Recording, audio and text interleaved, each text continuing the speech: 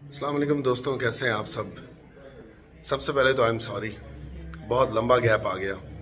आप लोग भी सोच रहे होंगे कि बंदा तो गायब ही हो गया। तो क्या हुआ कि मैं एक्चुअली पिछले 3-4 हफ्तों से एक ख़ास गेटअप में था, इसलिए मैं वो आपके सामने नहीं आ सकता था। मेरे आने वाले हम टीवी के ड्रामा में आप देखेंगे मुझे, तो आपको पता चलेगा कि क्यों मैं गायब था यूट्यूब से। तो अब मैं वापस अपने हुलिये में आ गया हूँ, तो मैंने कहा सबसे पहले जो है मैं आके आप लोगों से मुलाकात करूँ, कुछ गपशप लगाऊँ और साथ में जो भी मेरे हत्थे चढ़े उससे आपकी बात करवाऊँ। तो वापस आने के बाद सबसे पहले मेरे इस सेट पे मेरे साथ मेरे एक बहुत ही अजीज़ दोस्त मौजूद हैं। हमारे मुल्क के बहुत बड़े अदाकार, बहुत बड़े फ़नकार हैं। तो मैं चाहूँगा कि आपकी उनसे थोड़ी बात करवाऊँ। बाकी आप देख सकते हैं मेरी ये आसपास रंगीन किस्म का घर है। ये हमारा सेट है एक्चुअली, जहाँ हम शूट कर रहे हैं।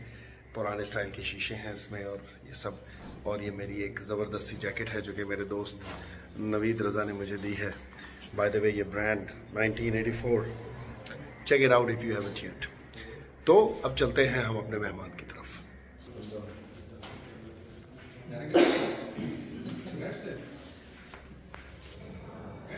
व्यू देखा आप लोगों ने दोस्तों कराची का। ये जिस घर में मैं शूट कर रहा हूँ उसके 3rd फ्लोर से व्यू है। खैर, तो मेरे मेहमान जिनसे मैं आपको मिलवाना चाह रहा था वो हैं हम सबके जाने माने, बहुत ही हर दिल अजीज़ और बहुत ही फेमस सलीम शेख। अस्सलाम वालेकुम सलीम भाई। वालेकुम सलाम। माय गॉड यार, look at this, looking handsome as ever यार सलीम भाई। सलीम भाई मुझे पहले तो ये बताएं, कोई प्लान है बूढ़ा होने का कि नहीं? नहीं, तुम्हारा है प्लान, लेकिन एक बात है कि जो हम काम कर रहे हैं हम बूढ़े ही हैं उसमें। अरे इसीलिए मैंने उनको बताया मैं गायब था जरा। तो ये है कि अल्लाह का शुक्र है, बस काम कर रहे हैं। जो जो जिस तरह का रोल मिल रहा है अच्छा सोच समझ के बस कर रहे हैं। और क्या है, जबरदस्त काम तो करना है ना। ये काम जो एब्सोल्युटली एब्सोल्युटली ये आपके अंदर से नहीं निकलता। जो एक्टर होता है ना, जो ये सोच के एक्टर बनता है कि मैंने ये काम करना है, फिर वो सारी जिंदगी कोई और भी बिजनेस कर ले, कोई और काम कर ले, लेकिन ये चीज़ नहीं निकलती कि यार एक्टिंग का जो शौक है ना वो पूरा नहीं होता। एब्सोल्युटली। अच्छा, मुझे एक बात बताइए कि मेरा एक सवाल है हमेशा से जो मैं आपसे करना चाह रहा हूँ, और आज आप मेरे सामने आ गए हैं तो मैं आपसे पूछूं कि पाकिस्तान की हिस्ट्री में ये बात मैंने आपसे पहले भी की है, बहुत लोगों ने डेब्यूज किए होंगे और बहुत लोग आए होंगे, but the way you came on the screen was like breathtaking, जिसको कहते हैं ओवरनाइट सेंसेशन, सुनहरे दिन से। तो मुझे ये बताइए कि वो तो खैर हम सब ने देखा, what was the feeling at that time and how did you take it? यार जिब्रान, एक्चुअली उस वक्त मैं, क्योंकि ज़ाहिर है मैं भी एक स्ट्रगलिंग एक्टर था, तो बहुत स्ट्रगल की मैंने, बहुत ज़्यादा प्लेस किए पीटीवी कराची से और बहुत सारे सिंगल प्लेस। तो मेरा भी शौक था कि यार मैं कब मतलब ऐसा काम करूं कि जब मुझे लोग पहचाने। तो ये शोएब मंसूर साहब को चाहिए था, एक हीरो चाहिए था। उन्होंने और भी बहुत सारे लोगों के ऑडिशन किए होंगे, तो मुझे भी कॉल आई, तो मुझे पता चला कि शोएब मंसूर साहब हैं और वो इस तरह से कर रहे हैं काम। तो मैं चला गया और उन्होंने एक ऑडिशन लिया। ऑडिशन में शायद वो समझे कि यार ये पूरा उतरा है, तो उन्होंने कहा अच्छा ठीक है, तुम एक काम करो कि तुम फिर नेक्स्ट वीक में आना। तो नेक्स्ट वीक वो it was 1990, I am talking about 1990। तो वो मैं चला गया। फिर मैंने कहा पता नहीं मैं होता हूँ कि नहीं। वो सिलेक्ट हो गया। और सिलेक्ट होने के बाद जब काम शुरू होने का इंतज़ार ही करता ना, 2 साल हो गए।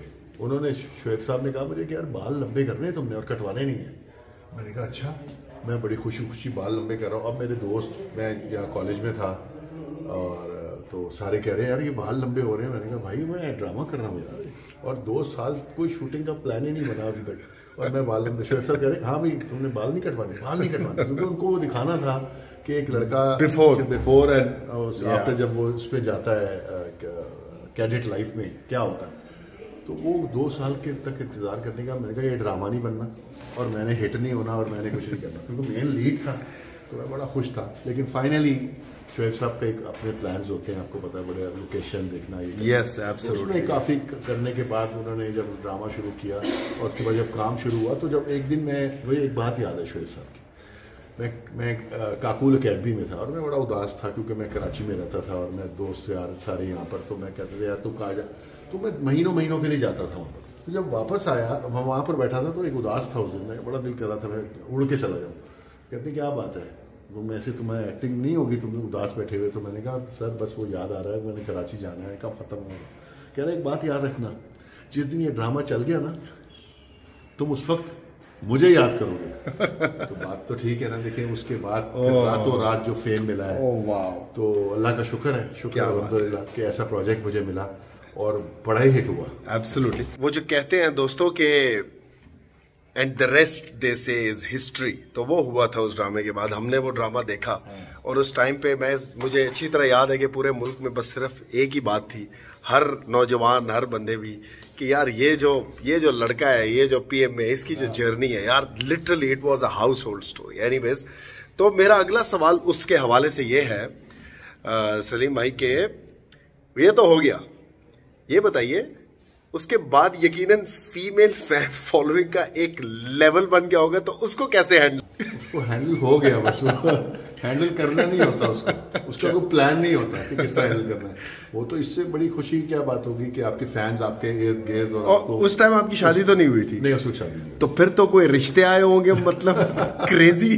जाहिर है लोग बहुत प्यार करते हैं, और मुझे नहीं अंदाजा था कि इतना ज्यादा वो प्ले हिट होगा और फैन फॉलोइंग इतनी बढ़ जाएगी। तो ये तो बड़ी खुशी की बात थी। और उस वक्त क्योंकि फोन होता नहीं था, कैमरा होता नहीं था, सेल्फी वाला चक्कर नहीं था, वो ऑटोग्राफ थी। तो ऑटोग्राफ दे के आप थक जाते थे कि कहीं भी अगर जाए तो ऑटोग्राफ साइन कर रहे हैं। तो ये एक टाइम था, वो हमने देखा हुआ है। तो अल्लाह का शुक्र है कि वो एक बड़ा ज़बरदस्त मेरा एक स्टार्ट हुआ, और उसके बाद फिर आज तक काम कर रहे हैं। क्या बात है, क्या बात। दोस्तों मैं आप लोगों को एक मजे की बात बताऊं, ये देखें, एक चीज आपको दिखाना चाहूंगा।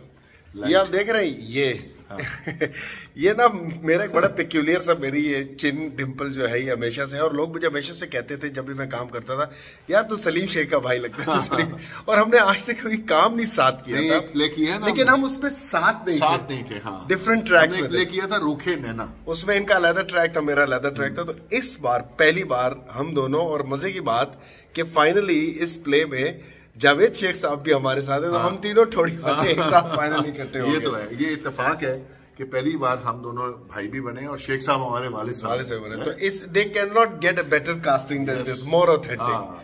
तो एनीवेज दोस्तों, ये थे छोटी सी गपशप लगाई सलीम भाई के साथ।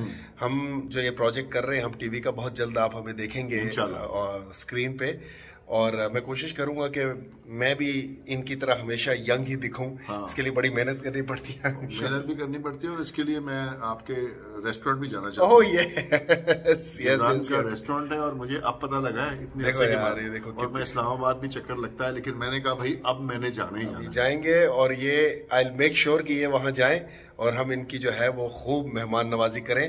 Thank you very much for your time Salim भाई, गॉड ब्लेस यू। दोस्तों ये थे हमारे सुपरस्टार, हमारे एवरग्रीन सलीम शेख, और मैं बड़े दिनों से सोच रहा था कि यार मैंने किसी भी तरह जो है ना इनको छाप लेना है यहाँ पे, और आज मुझे मौका मिला। चूंकि मैंने आपको बताया कि मैं गायब इसलिए था कि मेरा ना गेटअप ऐसा था कि मैं आ नहीं सकता था आपके सामने, तो मैं आ गया। थोड़ी सी आपकी मैंने एक गपशप लगवाई सलीम शेख से। He is a charming person, he is a very very, जिसको कहते हैं कि डार्लिंग आदमी है। और इससे भी ज़्यादा मज़ेदार जो है वो बड़े शेख साहब हैं। और मज़े की बात आपको बताऊं कि छोटे शेख को तो मैंने छाप लिया है, लेकिन आप लोगों को बड़े शेख से भी गप लगवाऊंगा। उसके लिए आप लोगों को करना पड़ेगा थोड़ा सा इंतज़ार, तो करते रहिएगा। और मेरे अगले व्लॉग तक के लिए